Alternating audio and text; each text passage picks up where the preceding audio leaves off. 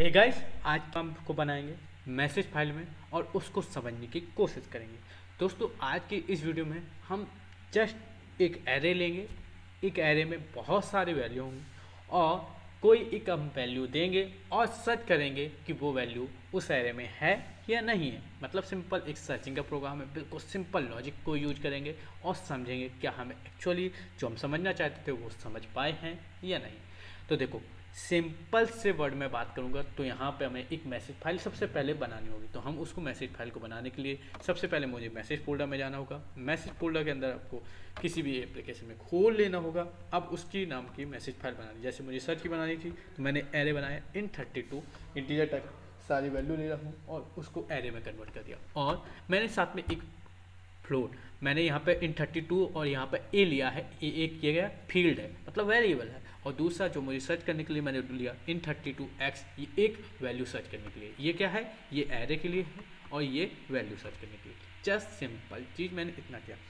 जब ये मैंने कर लिया, अब मुझे इसके बाद नेक्स्ट क्या करना है, फिर इसके बाद क्या करना था, इसको कंट्रोल एस करना है, सेव करना है। और आपको कहाँ पे जाना होता था? अपने कैट केन मेक करना होता था वर्क स्पेस के अंदर। तो यहाँ पे आपको जाना है और कैट केन और मेक करना है। जैसे ही आप करेंगे तो आपके बाद पास क्या होगा, अपने वर्क स्पेस में टेबल के अंदर इंक्लूड के अंदर पैक के अंदर आपको वो क्या आ जाएगी, वो फाइल आ जाएगी। देखिए message.h आ जाएगी। जैसे ये करेंगे, इतना सब कुछ करने के बाद आपको कहाँ जाना है, वापसी अपने पैकेज के अंदर जैसे जाएंगे, वापसी पैकेज के अंदर जाएंगे और पैकेज के अंदर जाने के बाद आपको क्या करना है, अपने स्क्रिप्ट को खोलना है। और कहाँ पे खोलना है? अपने उसमें खोल लेना है स्टूडियो में, ठीक है, विजुअल स्टूडियो।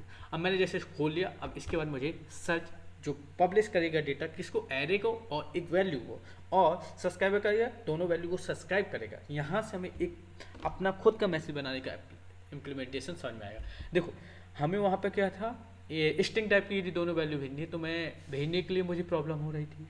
या मान लो मुझे इंटीजर टाइप की दो वैल्यू भेजनी एक टाइम में, वो नहीं भेज पा रहा था। या मान लो मुझे एरे और साथ में एरे को भेजना और साथ में एक वैल्यू को भेजना, तो मैं पब्लिशर से एक बार में नहीं भेज पा रहा। तो यहाँ पे हमने खुद का मैसेज डिफाइन किया और मैं एक साथ 2 3 4 जितनी टाइप की वैल्यू भेजना चाहूँ वो सारी वैल्यू भेज पा रहा हूँ। ये है मैसेज बनाने का। आज हमने सही से समझा कि क्यों मैसेज बनाते हैं, ये है उसके पीछे का रीजन। तो देखो, चलिए समझते हैं। अब हमने दोनों वैल्यू को भेजी, एरे और एक वैल्यू को, और सब्सक्राइब उस दोनों वैल्यू को सब्सक्राइब करेगा, फिर सर्च करेगा और बताएगा ये वैल्यू है या नहीं। तो देखो, सबसे पहली line head does not equal to /usr/bin/python3, मतलब ये होती है इन्वायरमेंट सेटअप ऑफ पाइथन 3। ये किसके लिए लाइन होती है use? Environment setup of Python 3। ये लाइन किसके लिए यूज होती है? एक बार फिर से बोलना है, इन्वायरमेंट सेटअप ऑफ पाइथन 3। अब इसके बाद इम्पोर्ट रॉसपाई। इम्पोर्ट रॉसपाई का यूज क्या है कि रॉस और पाइथन दोनों का कॉम्बिनेशन होता है। ये एक पैकेज होता है, इसमें बहुत सारी लाइब्रेरी होती है जो सब्सक्राइबर और पब्लिशर में मैंने जैसे कि यूज करने में बताई थी। कौन कौन सी? rospi.publisher, rospi.initnode, rospi.rate, rospi.subscriber और इसके अलावा rospi.spin। इतनी सारी मैंने जो अभी आपको बताई जो ज़रूरत में यूज होनी। इसके बाद जब हमें क्या है, जब ये हम यूज कर लेंगे तो एक्चुअली हम जब सब्सक्राइबर में ख़त्म करके हम क्लाइंट सर्वर में जाएंगे तो वहाँ पर भी कुछ लाइब्रेरियाँ होंगी जिनका हम यूज करेंगे। तो देखो, इसके बाद होगा फ्रॉम। फ्रॉम क्या है? फ्रॉम उस पैकेज, जहाँ पैकेज में मेरा डाला है, मैंने बनाई है मैसेज फोल्डर, उसको पैकेज का नाम देंगे फ्रॉम पैकेज नेम। मैंने पैकेज नेम पैक रखा था और .msg। इसके बाद इम्पोर्ट, जो मैंने अभी इम्पोर्ट करना है उस फाइल को जो मैंने अभी बनाई हुई है, जिसको मैंने कैट कैन मेक के बाद किया। तो ये मेरी फाइल का नेम था सर्च, तो मैंने ये लिखा, सिंपल सा वर्ड किया। और इसके बाद मैंने उसको यहाँ पे सर्च को मैंने कहा था फंक्शन बनाना, फिर उसको स्टोर कर लेना। अब वैल्यू.a मैंने उसमें मैसेज फाइल जब बनाई थी तो क्या लिखा? .a लिखा था। अब तो देखो, सिंपल सा मैं आपको दिखाऊंगा, एक बार फिर से हम देखेंगे। यहाँ पर क्या था? मैसेज, ये मेरे मैसेज फाइल, आपको मैं सर्च वाली दिखाऊँ। जस्ट देखिए, मैंने मैसेज एरे में लिखा था a और सर्चिंग में x लिखा था। जस्ट सिंपल मैंने वही किया है। यहाँ पे एरे में मैंने क्या यूज किया है? वैल.a। इससे मैंने एरे की वैल्यू मेरे बना सकता हूँ। तो मैंने एरे में दिए वैल्यू 3 5 9 10 2, तो ये मेरा एरे बन चुका है। अब वैल्यू.a में एक्चुअली ये आ गया है, एरे आ गया। वैल्यू.x में 9 आ गया। अब यदि आप इसको प्रिंट भी कराएंगे तो ये इसी तरह से प्रिंट करेगा, ठीक है। अब ये चीज़ हुई। अब यहाँ पर फंक्शन को यहाँ से मैंने कॉल किया, यहाँ फंक्शन कॉल हो गया, यहाँ फंक्शन डेफिनेशन है, ये फंक्शन की डेफिनेशन थी, और यहाँ जब कॉल किया तो यहाँ पे आए रॉस्पाई डॉट इनिट नोड। रॉस्पाई एक पैकेज है, इनिट नोड एक लाइब्रेरी है, उसके अंदर जब नोड, इनिट नोड का मतलब होता है इनिशियलाइज नोड। अब जब नोड को इनिशियलाइज करते हैं तो उसका कुछ ना कुछ नेम होगा, तो यहाँ पे नोड का नेम है नोड सर्च। अब एनोनिमस इक्वल टू ट्रू, ये पूरी सिस्टम को यूनिक बनाने के लिए किया जाता है। नोड सर्च मैंने नाम का बनाया है, जो अभी मैंने नोड, ऐसा कोई नोड और कोई भी बनाता है तो मेरे नोड को अपने आप यूनिक सिस्टम बना देगा, और बाय डिफॉल्ट इतनी ऐसी वैल्यू डालता है कि अपना सिस्टम यूनिक, ये नोड सर्च यूनिक हो जाता है। अब रॉस्पाई डॉट पब्लिशर, रॉस्पाई क्या है, पैकेज है, डॉट पब्लिशर उसकी लाइब्रेरी है, उसकी सहायता से जब पब्लिशर किस लिए यूज होता है, डेटा पब्लिश करने के लिए। डेटा कहाँ पब्लिश करेंगे, हम टॉपिक में पब्लिश करेंगे। किस टाइप का डेटा पब्लिश करना है ये भी बताना होता है, तो टॉपिक सर्च एक मेरे टॉपिक का नेम है, और ये किस टाइप का डेटा पब्लिश कर रहा हूँ, सर्च टाइप का डेटा पब्लिश कर रहा हूँ, जो मैंने बनाया हुआ खुद का मैसेज बताया।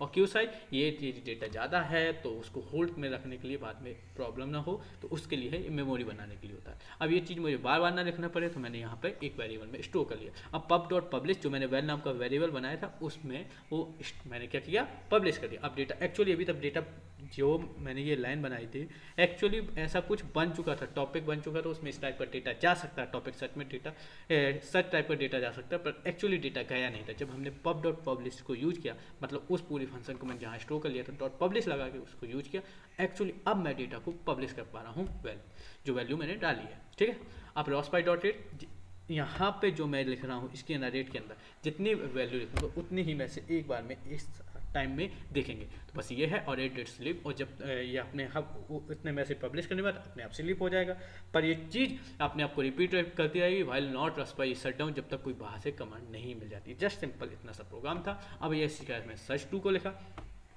सर्च 2 को लिखने से पहले मैं आपको बता दूं कि एरे को सर्चिंग कैसे करेंगे। देखो सिंपल सा है, मान लो मैंने एरे लिया था 10, 20, 40, 50 और 30, कोई भी किसी टाइप की एरे हो जाएगी। मैंने ये नहीं कहा सॉर्टिंग एरे, शॉर्ट एरे मतलब कोई भी ऑर्डर में हो सकती है।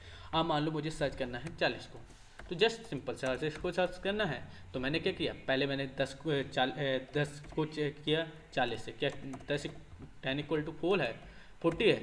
अगर 40 है तो बात सही है, नहीं है तो फिर हमने अगले बार में क्या करा, फिर मैंने आगे बढ़ाया। अब 20 से मैंने 40 को चेक किया, मुझे यही जस्ट सिंपल करना है। अगर नहीं है तो फिर मैं 30 को 40 से चेक किया, अगर नहीं है तो फिर 40 को 40 से चेक किया।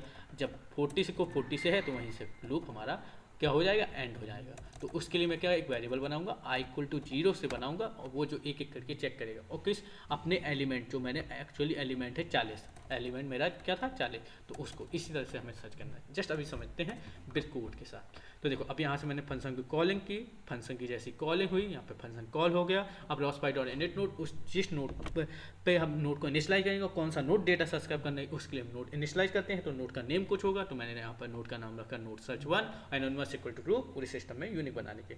अब रॉस्पाई डॉट सब्सक्राइबर किस लिए यूज होता है, डेटा को सब्सक्राइब करने के लिए। अब डेटा सब्सक्राइब कहाँ से करेंगे, किसी टॉपिक से, किस टाइप का डेटा सब्सक्राइब करें उसका नाम लिखना होगा। रॉस्पाई डॉट सब्सक्राइबर, ये टॉपिक सर्च क्या है, टॉपिक सर्च है, ये टॉपिक का नेम जिसको हम डेटा सब्सक्राइब करना चाह रहे हैं, ये टॉपिक सर्च। और किस टाइप का डेटा सब्सक्राइब करना चाह रहे हैं, सर्च में यहाँ पे लिखा। और कॉल बैक, ये सारा डेटा वो इसमें चला जाएगा। अब डेटा एक्चुअली चला गया तो यहाँ पे। और रॉस्पाई डॉट स्पिन क्या होता है, स्क्रीन को होल्ड करके रखने के लिए होता था। अब मान लो जब मैंने कॉल बैक को कॉल किया तो यहाँ पे कॉल बैक मैसेज, अब मैंने मैसेज डॉट एक्स में क्या करी, वैल्यू डाली थी, मैंने एलिमेंट में स्टोर कर दी। आप एलिमेंट लिख सकते हैं, मैंने एली लिख दिया।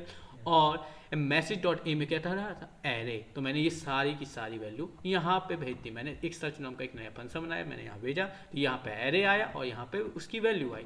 अब क्या है, मैंने एक एरे बनाया, आई वैल्यू मतलब आई मेरा क्या है, आई से 0 से बाय डिफॉल्ट ये चला है, कहाँ से 1, ये चलता है 0 से, और जब तक रेंज उसकी नहीं हो जाती इसको जस्ट चेक करता है। तो यहाँ पर 0 एरे 0, क्या आपका एरे की 0 मतलब मान लीजिए मैंने जो एरे लिया था, क्या था मेरा एरे, जस्ट हम सिंपल यहाँ पे एरे लिया था 3, तो क्या है 0, क्या हमारा x 9 के बराबर है, x मैंने 9 दिया था, एरे 3 मतलब 3 9 के बराबर नहीं है, तो फिर क्या है, क्या करेगा, फिर से आगे जाएगा, i 1 हो जाएगा। फिर क्या, ये अगला चेक क्या किया, 5 क्या 9 के बराबर नहीं है, तो फिर आगे जाएगा और चेक करेगा। इसी तरह से ये चीज़ चलता रहेगा। ये सिंपल से वर्ड में समझे, आई की वैल्यू पहले शुरू होगी 0, क्या अब वो 0 इन लेंथ, अब लेंथ तो हमारी कितनी है, इसकी 5 है, तो 5 तक जाएगा, अगर है तो सही करता रहेगा। एरो 0 मतलब 3 क्या 9 के बराबर है, अगर है नहीं है तो फिर से ये आगे बढ़ेगा, फिर से आई की वैल्यू बढ़ाई, अब आई की वैल्यू क्या हो गई 1 हो जाएगी। अब 1 में क्या डाला था 5 क्या 9 के बराबर नहीं है, तो उसने क्या किया यहाँ पे सिंपल सा क्या अब 2 हो जाएगा, क्या 9 ये 9 के बराबर है, यस 9 के बराबर है, तो ये 9 को रिटर्न कर देगा। और जस्ट सिंपल हमारा जैसे 9 का रिटर्न हुआ, उसने क्या रिटर्न 9 हुआ, तो यहाँ पे आ जाएगा सब में 9 कितना 2, आई की वैल्यू कितनी आई थी यहाँ पे 2, जैसे 2 आई तो इसने क्या किया 2 आने के बाद यहाँ पे चेक किया सबकी वैल्यू 2, सब -1 सब इक्वल टू -1 नहीं है, तो ये क्या हो जाए print number is found. Simple इतना प्रोग्राम था। अब इसको हम रन करने की कोशिश करें। अगर फिर भी लॉजिक समझ में नहीं आए तो प्लीज़ कमेंट करके आइएगा, मैं इस लॉजिक को क्लियर करूँगा फिर से एक नई वीडियो बना के।